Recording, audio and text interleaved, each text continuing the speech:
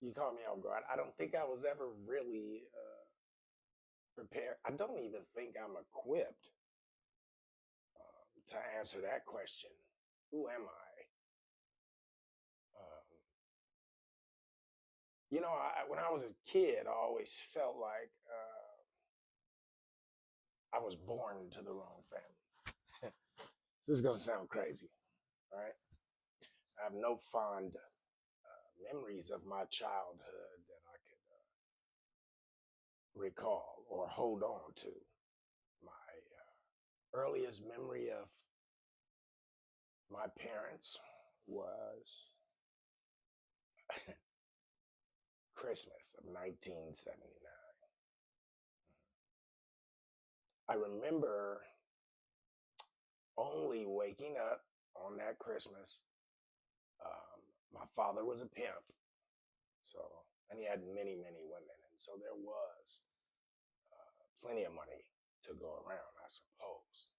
At the time, I was uh, four. I was four when my mom fled my father for safe haven, and we moved to Oakland.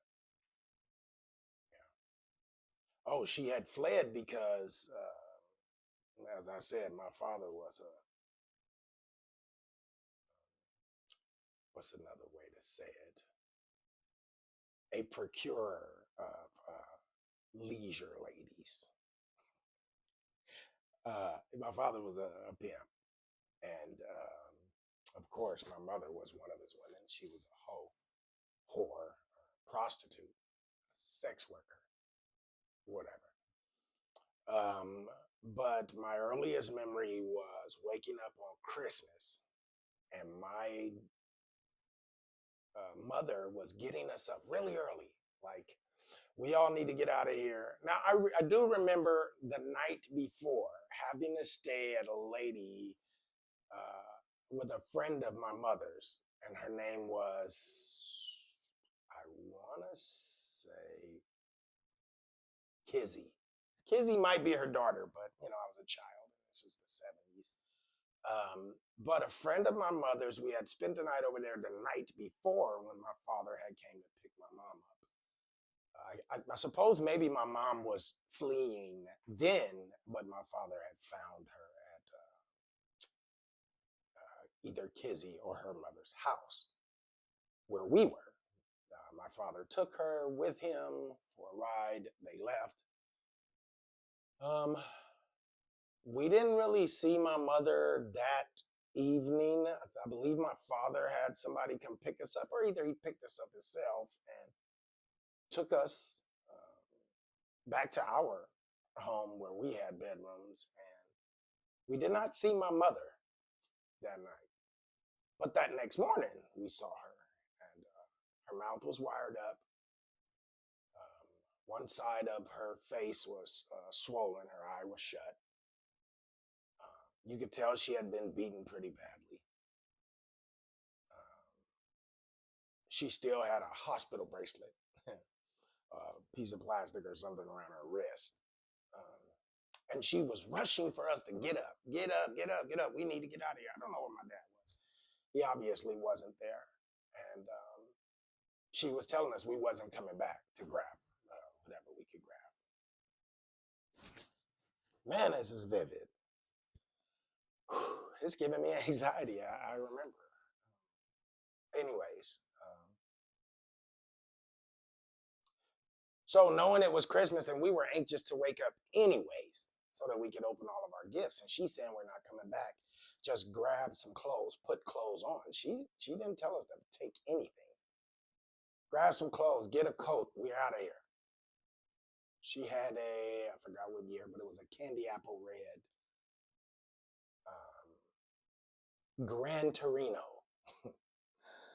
That was like my mama's baby. She loved that car. But we were loading up in the car. A couple of us ran back to grab presents. I grabbed the biggest one that I saw my name on it. I remember tearing it open, but not really taking it out the box. But I remember opening it, and it was you got to think, I'm 4 years old. It's a remote control car, almost 3/4 my size, like a big ass remote control car, maybe half my size, but it was a pretty big and cool Christmas gift. So I just grabbed the box, went into the car. I'm sitting in the back seat of this car. My mom's loading us up. Everybody seems to be stressed or confused. And she sees this big ass box, I guess, because one of my siblings are complaining there's no room, my box is in the way. My mom's like, we're not taking nothing. Give me that damn box. I never forgot, never forgave. But she took my car back inside the house and said, we don't want any of his stuff. No reason for him to come. Just get in the car. We didn't know what was going on, but now we knew it was serious. So we were afraid. And off to Oakland. 1979, we went to Oakland. I was only there maybe a couple of weeks because all the other, my siblings did not, they were not sired by my father. My father was not their father. But my dad said, he had, I guess, threatened my mother at the time, rest his soul. But he had threatened my mother and said that if you don't bring my child back, this is probably why she didn't want to take any of the gifts, because I believe just being a part of that pimp culture, which is another story I ended up doing, just following the steps of my father, which I regret. But at that time, in my understanding of that misdeed, I won't call it an occupation, but a misdeed,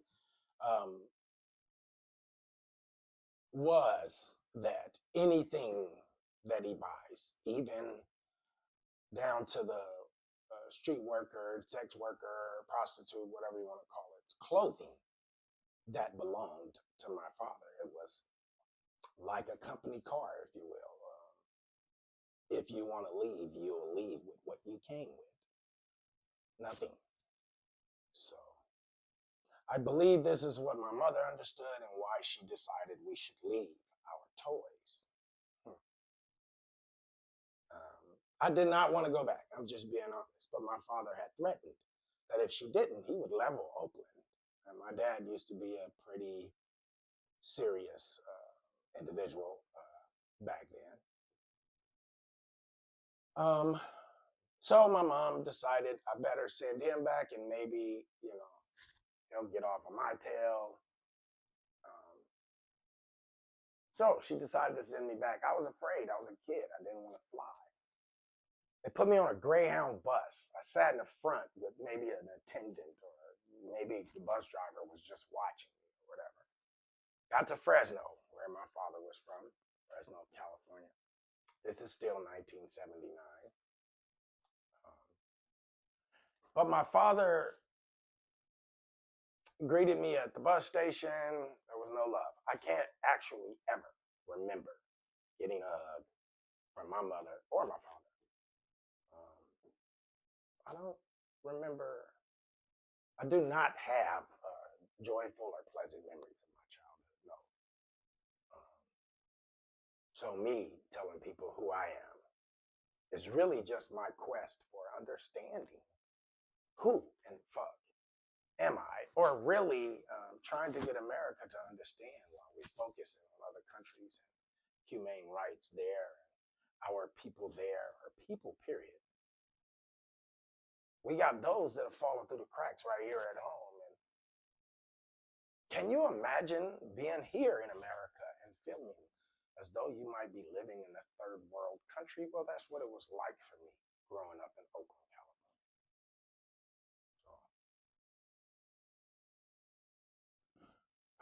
can we take a break for a minute? All right.